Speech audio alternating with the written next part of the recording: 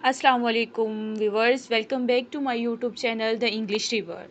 Dear student, आज के इस वीडियो लेक्चर में डिस्कस करने जा रहे हैं बहुत ही interesting poem and the name of that poem is a bird came down the walk which is written by Emily Dickinson. Student, a bird came down the walk, अगर इसकी walk इसकी ट्रांसलेशन की बात की जाए तो इसकी ट्रांसलेशन या मीनिंग क्या होगा? एक परिंदा गुजरगाह पर नीचे उतरा। अ बर्ड, एक परिंदा, केम डाउन, नीचे उतरा, द वॉक, गुजरगाह पर। वॉक का बेसिकली मतलब क्या होता है? चलना। लेकिन यहाँ पर वॉक से मुराद क्या होगा? गुजरगाह। डियर स्टूडेंट, कोई भी वर्ड हो, कोई भी सेंटेंस हो तो उसके दो मीनिंग्स हो सकते हैं। एक होता है लिटरल मीनिंग और एक होता है कॉनोटेटिव मीनिंग। तो आपको अगर जानना है कि what is literal meaning and what is connotative या denotative meaning and connotative meaning, तो मेरे चैनल की प्लेलिस्ट में जाइए और आपको ये वाली वीडियो मिल जाएगी।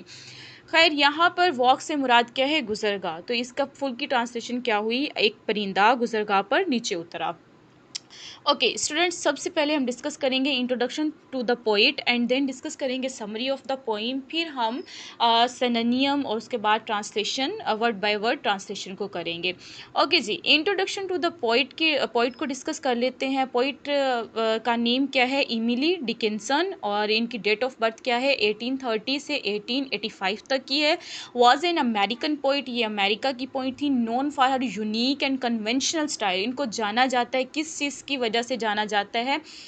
इनके यूनिक, मुनफरिद और अनकन्वेंशनल, मीन्स अनकन्वेंशनल, गैर रवायती जो इनका राइटिंग स्टाइल था उसकी वजह से इनको जाना जाता है। और ये क्या है? अमेरिकन पॉइंट थी। नेक्स्ट क्या है? Much of her poetry explore themes of nature, life and death. इनकी जो पोइट्री है वो एक्सप्लोर करती है। कौन से थीम एक्सप्लोर करती है? नेचर को दिखाती है। यानी इनकी राइटिंग में आपको क्या नज़र आता है? कुदरत नज़र आती है, नेचर नज़र आती है, लाइफ नज़र आती है और डेथ नज़र आती है। ये इन टॉपिक्स के बारे में लिखती हैं। अ bird came down the walk, एक परिंदा गुजरगाह पर नीचे उतरा। Was not publish during his life, her life time, यानी जब वो जिंदा थी उनकी लाइफ टाइम में ये पब्लिश नहीं हुई, बल्कि उनके जब जब उनकी डेथ होगी उनके बाद फिर ये वाली पोइम जो है वो पब्लिश हुई थी। This was the introduction to the poet. अब नेक्स्ट डिस्कस करते हैं समरी ऑफ द पोइम। जो हम पोइम पढ़ने जा रहे हैं उसकी समरी क्या है या मेन पॉइंट्स क्या है या उसके अंदर क्या डिस्कस किया जा रहा है वो डिस्कस करेंगे हम। Okay, the poem describes a simple yet vivid encounter between a bird and the poet। अब क्या है, जो पोइम है वो डिस्क्राइब करती है सिंपल एक सादा है येट वाइव्ड इनकाउंटर। वाइव्ड इनकाउंटर का मतलब है वाज़ा मुलाकात, एक मतलब क्लियरली मुलाकात जो है वो शो होती है, दिखाती है इमिली डिक्सन अपनी राइटिंग के ज़रिए between a bird and poet. जो कि किसके दरमियान में वो मुलाकात है? वो बर्ड के दरमियान, एक परिंदे के दरमियान में, और पोइट और शायर के दरमियान में। The poem begins with the bird moving along the path. जो पोइम है वो शुरू होती है, बिगन्स का मतलब क्या होता है? शुरू होना। जो पोइम है वो शुरू होती है, पोइम का आगाज़ होता है एक रास्ते पर उतर कर चलने वाले परिंदे से होता है। एक रास्ते पर अलोंग द पाथ, रास्ते पर उतरता है मूविंग बर्ड, चलता हुआ परिंदा कहाँ पर उतर रहा है? रास्ते पर उतर रहा है। और इसी के साथ इस पोइम का क्या होता है? बिगन, आगाज़ होता है। अनअवेयर, वो जो बर्ड है वो क्या है? अनअवेयर है, उसको आगाही नहीं है, उसको पता नहीं है दैट के इट इज़ बीइंग वॉच्ड, कि उसको देखा जा रहा है। उसको नहीं पता, वो बर्ड जो कि ज़मीन पर उतरा है, फुटपाथ पर उतरा है, राहगुज़र पर उतरा है, उसको नहीं पता कि उसको देखा जा रहा है। द बर्ड बिहेव्स नेचुरली, जो बर्ड है वो अपना जो उसका बिहेवियर है वो बिहेव कर रहा है, नेचुरली बिहेव कर रहा है। ईटिंग अ वॉर्म, और क्या खा रहा है? कीड़े को खा रहा है। ड्रिंकिंग ड्यू, शबनम के कतरे पी रहा है, कतरा पी रहा है, उसने शबनम का कतरा पिया भी, पोइम के अंदर ये भी डिफाइन किया गया है। नेक्स्ट क्या है? होपिंग कॉशियसली, और मोहतात होता है या उचकता। होपिंग का मतलब होता है उचकना, जंप लगाना। वो जंप लगाते, कैसे लगाते? कॉशियसली, मोहतात अंदाज में लगाते हैं, यानी कॉन्शियस होके वो उछकता है, उछलता है। The poet observers every moment. अब जो हमारी पोइटस हैं, हमारी पोइट हैं, वो क्या करती हैं? वो उसके हर मोमेंट को क्या करती हैं? ऑब्जर्व करती हैं। नोटिसिंग इट्स शार्प, और वो नोटिस करती हैं उसकी जो तेज़ क्विक ग्लांस मीन्स उसे नज़र है, उसको क्या करती हैं, नोटिस करती हैं, दैट रिजेंबल, जो एसोसिएट, जिसको वो एसोसिएट करती है किसके साथ, फ्राइटन बीड्स के साथ, डरे हुए खौफजदा मोतियों के साथ उसको क्या करती है, एसोसिएट करती हैं, तशबीह देती हैं, रिजेंबल कर देती हैं हमारी पोइट। ये थी स्टूडेंट्स पोइम की समरी कि ये इस पोइम में बेसिकली है क्या, एक बर्ड के बारे में डिफ़ाइन किया गया और वो ये काम उसमें कर रहा है। फिर इसके अलावा जो राइटर हैं, हमारे पास पोइट हैं, वो क्रम भी ऑफ़र करती हैं बर्ड को, लेकिन बर्ड उनके उस क्रम को लेता नहीं है, खाता नहीं है, और वो उड़ान भर लेता है अपने घर की तरफ, जिसको उन्होंने बहुत अच्छे तरीके से एलेबरेट किया हुआ है पोइम के अंदर। जब हम पोइम के ट्रांसलेशन पे जाएंगे फिर आपको पता चलेगा कि बहुत अच्छे से उन्होंने इस चीज़ को भी एलेबरेट किया हो गया। ओके स्टूडेंट्स, फर्स्ट थिंग कि हम वर्ड्स को देखेंगे, ट्रांसलेशन देखेंगे, मीनिंग देखेंगे। मीनिंग मीन्स टू से सिनोनियम देखेंगे, फिर वर्ड्स उर्दू होगी, फिर आपके पास सिनोनियम या फिर मीनिंग्स होंगे। यहाँ पर आपके पास पोइम भी है और इसके साथ साथ इसकी ट्रांसलेशन भी है, और मैं आपको समझाती भी चलूँगी कि भाई इसका मीनिंग ये है और इसका मीनिंग ये। ओके जी, वॉक का मतलब क्या है? वॉक का यहाँ पर मैंने पहले ही एलेबरेट कर दिया है कि हमारे पास दो तरह के मीनिंग होते हैं, डेनोटेटिव होता है और कोनोटेटिव होता है। अब यहाँ वॉक का लिटरल मीनिंग, जिसको डेनोटेटिव मीनिंग कहेंगे, जो कि डिक्शनरी में हम टाइप करते हैं तो हमारे पास वर्ड आ जाए तो उसको डेनोटेटिव मीनिंग कहते हैं। वो हमारे पास क्या होगा, चलना। लेकिन यहाँ पर वॉक का मतलब क्या है, गुजरगा, क्योंकि अकॉर्डिंग टू द सेंटेंस वो चेंज हो गया है ना वर्ड का मीनिंग। तो according to the sentence, situation और अकॉर्डिंग टू द इवेंट अगर किसी वर्ड का मीनिंग चेंज हो जाता है तो उसको कोनोटेटिव मीनिंग कहते हैं इंस्टेड ऑफ डेनोटेटिव मीनिंग। अब यहाँ पर वॉक का जो मीनिंग आ रहा है वो कौन से वाला है, हमारे पास कोनोटेटिव मीनिंग है। वॉक का मतलब क्या है, गुजरगांव, और इसके लिए सिनोनियम या मीनिंग क्या यूज़ किया जाएगा, फुटपाथ। एंगल वॉर्म का मतलब होता है कीड़ा, और इसके लिए सिनोनियम क्या यूज़ किया जाएगा, अर्थ वॉर्म। बिट मीन्स टू से काटना, और इसके लिए सिनोनियम क्या है, ईट, मतलब उसने काटा था। आगे आप नेक्स्ट पढ़ेंगे फिर आपको क्लेरिफाई हो जाएगा। रॉ का मतलब क्या है, कच्चा, और इसके लिए सिनोनियम यूज़ किया जा रहा है वो क्या है, अनकुक्ड। ओके जी, अब हम स्टार्ट करते हैं हमारा फर्स्ट स्टैंजा। बेटी सबसे पहले आपको यहाँ पर अंडरस्टैंड करने की ज़रूरत है कि हमारे पास कितने स्टैंजाज हैं इस पोइम के अंदर। Bird came down the walk, इस पोइम के अंदर हमारे पास राउंड 5 स्टैंजाज हैं, और हमारा हर स्टैंजा, जो हमारे स्टैंजाज हैं वो 4 लाइन्स पर मुश्तमिल हैं। और इसी तरह अगर काउंट करें तो हमारे पास जो पोइम है उसकी टोटल 20 लाइन्स हैं। ये चीज़ें आपको नोट करने की ज़रूरत है। जब आप क्रिटिकल एवेल्यूएट कर रहे होते हो पोइम को तो ये चीज़ें आपने लिखनी होती है, या आप लिंग्विस्टिकली उसको ऑब्जर्व कर रहे होते हो, एवेल्यूएट कर रहे होते हो, तो ये सारी चीज़ें लिखनी होती हैं। खैर स्टूडेंट, मूव करते हैं नेक्स्ट। हमारी फर्स्ट लाइन क्या है स्टैंजा की, अ bird came down the walk. A bird, एक परिंदा, केम डाउन द वॉक, गुजरगाह पर नीचे उतरा। स्टूडेंट यहाँ पर आपने वर्ड लिखना है डाउन, यहाँ पर डाउन भी आएगा, मैं टाइप कर देती हूँ। ओके जी, अब हमारे पास आ गया है जो एक परिंदा है वो कहाँ पर, नीचे उतरा, कहाँ पर उतरा है, गुजरगाह पे, वॉक पर, फुटपाथ पर उतरा। ही डिड नॉट नो, वो नहीं जानता था। बेटे यहाँ पे डिड है, डिड के साथ आपने कौन सी फॉर्म ऑफ वर्ब लगानी है, फर्स्ट फॉर्म ऑफ वर्ब लगानी है। तो यहाँ पे क्या आएगा, नो आएगा। डिड क्या है हमारे पास, पास्ट इंडेफिनिट। पास्ट इंडेफिनिट का कौन सा, इंट्रोगेटिव वाला, हमारे पास इंट्रोगेटिव प्लस नेगेटिव वाला ये सेंटेंस है। तो नेगेटिव या इंट्रोगेटिव कुछ भी हो पास्ट इंडेफिनिट में तो उसके साथ मीन्स कि अगर डिड है पास्ट इंडेफिनिट में डिड ही आता है। जब आप नेगेटिव इंट्रोगेटिव क्वेश्चन बना रहे होते हो तो उसके साथ आपने वर्ब की जो फॉर्म लगानी है वो V1 आएगा आपके पास। तो यहाँ पर क्या है, डिड है तो डिड के साथ V1 आएगा। ही डिड नॉट नो, वो नहीं जानता था। आई सॉ, कि मैंने उसको देख लिया, यानी जो बर्ड है उसको नहीं पता था कि मैंने उसको देख लिया। यहाँ पर मैंने उसको देख लिया से मुराद कौन है, यहाँ पे हमारी पोइटेस है इमिली है। वो कहती हैं कि मैंने बर्ड को देखा, लेकिन बर्ड को नहीं पता था कि मैंने उसको देख लिया है। He bit an angleworm in halves, उसने क्या किया है, उसने एंगल वॉर्म को, जो ज़मीनी कीड़ा है या केचुआ है, उसको क्या किया है, हाफ्स में, 2 टुकड़ों में काट दिया। एंड एट, और खाया। द फेलो, फेलो यहाँ से मुराद, फेलो से मुराद क्या है, एंगल वॉर्म। जिस कीड़े के ऊपर बात हो रही है उसी कीड़े की ये बात हो रही है कि फेलो को उसने काट दिया है रॉ, कच्चा, और उस कीड़े को क्या कर लिया, कैसे खा लिया, कच्चा खा लिया है। स्टूडेंट ये तो थी हमारे पास फर्स्ट स्टैंजा की ट्रांसलेशन। अब देखते हैं नेक्स्ट क्या है हमारे पास। नेक्स्ट नेक्स्ट स्टैंजा और उसके सिनोनियम देखते हैं। फर्स्ट हमारे पास है वर्ड ड्यू। ड्यू का मतलब होता है शबनम और इसके लिए जो सिनोनियम यूज़ किया जाता है वो क्या है, ड्रॉप। फिर है होप्ड। होप्ड का मतलब होता है उचकना और इसके लिए जो सिनोनियम यूज़ किया जाता है वो क्या है, जम्प्ड। फिर साइड वाइज, एक जानिब हो जाना, साइड वाइज इसका वेज इसका सिनोनियम यूज़ किया जा सकता है। पास मीन्स टू से गुजरना और इसके लिए सिनोनियम क्या होगा, मूव। कन्वीनियंट का मतलब होता है करीब और इसके लिए सिनोनियम क्या होगा, नियर बाय।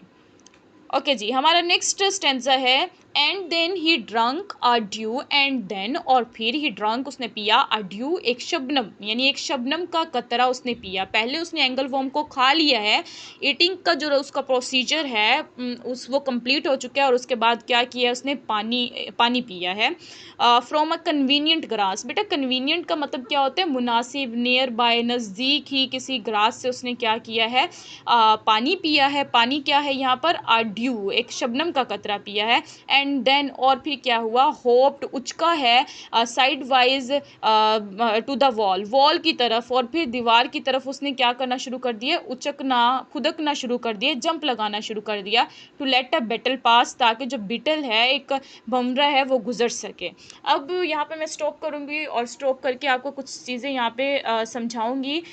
यहाँ पर दो चीज़ें एलेबरेट की गई हैं। जो आपका फर्स्ट स्टैंजा था उसमें ब्रूटल बिहेवियर दिखाया हुआ है बर्ड का। ब्रूटल बिहेवियर, ब्रूटल का मतलब क्या होता है, जालिमाना बिहेवियर, एक ऐसा बिहेवियर जिसमें जुल्म और शो हो रहा हो। जैसे उसने एंगल वॉर्म को क्या कर दिया, कट कर लिया और खा लिया। तो वो यहाँ पर क्या दिखा रहे हैं, नेचर का ब्रूटल होना दिखा रहे हैं कि जो नेचर है वो जुल्म करती है। फिर दूसरी तरफ ये क्या दिखा रहे हैं कि भाई उसने जाने के लिए दूसरे बैटल एंगल वॉर्म को क्या कर दिया, रास्ता दे दिया, बिटल पास हो गया। बिटल पास मीन्स टू से दूसरा जो एंगल वॉर्म था, दूसरा कोई कीड़ा था, दूसरा कोई भंवरा था, उसको जाने के लिए रास्ता दे दिया। तो यहाँ पर आप किस चीज़ को, कौन सी नेचर की क्या शो हो रहा है, नेचर की जो एक बहुत ही अच्छा और पॉजिटिव एस्पेक्ट है वो शो हो रहा है। तो हम ये कह सकते हैं कि जो नेचर है वो खूबसूरत भी है, ब्यूटीफुल भी है और उसके साथ साथ वो हमें अपना ब्रूटल बिहेवियर भी दिखाती है, जैसे कि हमने फर्स्ट पैराग्राफ में देखा है।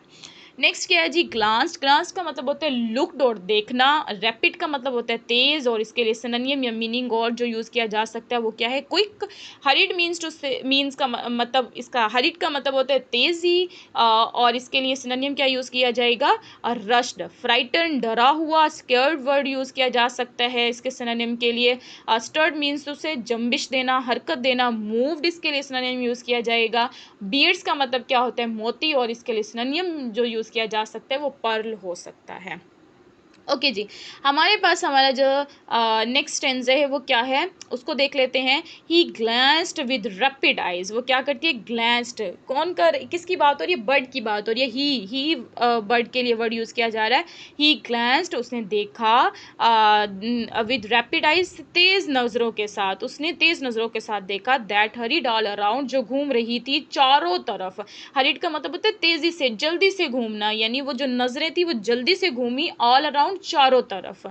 फिर क्या हुआ, they looked like a frighten beads. अब जो उसकी आंखें थी, किसकी आंखें, जो बर्ड है उसकी आंखें थी, वो किस तरह दिखाई दे रही थी, फ्राइटन बीड्स, खौफनाक मोतियों की तरह दिखाई दी। आई थॉट मैंने सोचा। अब आई थॉट, यहाँ पर आई थॉट से मुराद कौन है, किसकी बात हो रही है, पोइटस की बात हो रही है, इमिली की बात हो रही है। वो कह रही मैंने देखा, मुझे लगा, मैंने सोचा कि भाई अब जो इसकी जो आइज़ हैं वो कैसी है, डरे हुए मोतियों की तरह है। ही स्टर्ड हिज वेलवेट हेड। अब उसने क्या कहा, ही स्टर्ड उसने हिलाया, हिज वेलवेट हेड अपना सॉफ्ट वाला, वेलवेट से यहाँ पे मुराद क्या है, यानी सॉफ्ट वाला हेड, अपना सर, मखमली अपने सर को क्या किया है, हिलाया है।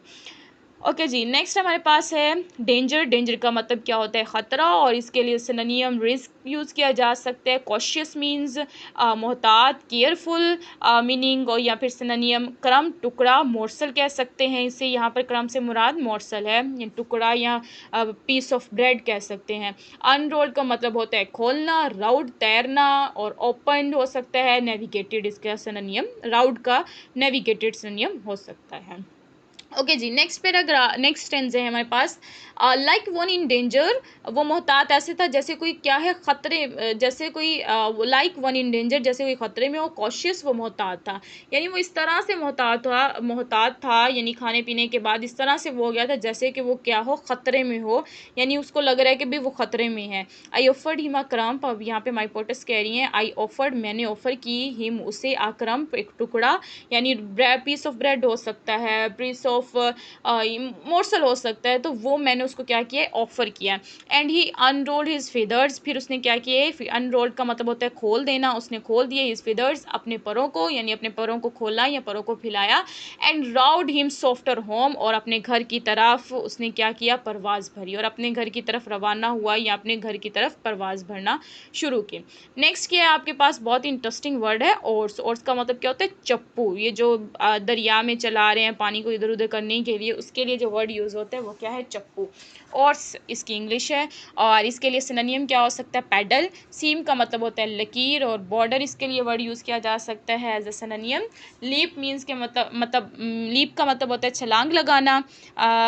फिर प्लैशलेस का मतलब होता है बे आवाज़, विदाउट एनी नॉइस, जंप, इसके लिए लीप के लिए सिनोनिम यूज़ किया जा सकता है। और प्लैशलेस का मतलब इन अनडिस्टर्ब्ड या फिर नॉइसलेस वर्ड यूज़ किया जा सकता है। ओके जी, हमारे पास क्या पैरा है, और लास्ट पैराग्राफ है, लास्ट टेंस है जो कि मेटाफर है। जो हमारी पोइटस है वो यहाँ पर मेटाफर यूज़ कर रही हैं, क्या कह रही हैं, then oars divide the ocean, फिर क्या होता है कि जो ओर्स है, चप्पू है, वो डिवाइड कर देते हैं ओशन को, समंदर को, यानी समंदर को वो चीरता हुआ आगे की तरफ रवाना होता है। टू सिल्वर फारा सीम, सीम का मतलब क्या होता है हमारे पास, लकीर, और सिल्वर का मतलब होता है इतनी सफ़ेद, सफ़ेद होना, वो जो लकीरें थी वो बहुत ज़्यादा सफ़ेद नज़र आ रही थी, यानी इतना सफ़ेद कि लकीरें भी नज़र ना आए। मतलब वो जो चप्पू था, ये निस्बतन चप्पू जो समुंदर को चीरते हैं वो, और उसको फिर बाद में कह रही है कि जैसे वो जो चप्पू है वो आगे की तरफ रवाना होता, तो फिर पानी इस तरह से मैच हो जाता था ओशन का कि एक लकीर भी नज़र नहीं आती थी। और बटरफ्लाइज और तितलियाँ, बैंक ऑफ द नून, जो दोपहर को दरिया के किनारे से, लीप, लीप का मतलब क्या होता है, छलांग लगाती, प्लैशलेस नॉइस, यानी नॉइस के बगैर, without noise, as the swim, जैसे कि वो क्या है, तैरती चली जाती हैं। ये सारा का सारा आपके पास क्या है, मेटाफर है। तितलियों के या तितलियों के जो दोपहर को दरिया के किनारे क्या करती हैं, छलांग लगाती हैं और बेआवाज़ तैरती चली जाती हैं। अब ये जो सारा का सारा स्टेंजा है, इसको एसोसिएट किया गया है किसके साथ, बर्ड की, उसकी जो राउड उसने लिया है या फिर उसने जो उड़ान भरी है अपने घर की तरफ, उसको इनके साथ इस वाले स्टेंजा के साथ कंपेयर किया गया है।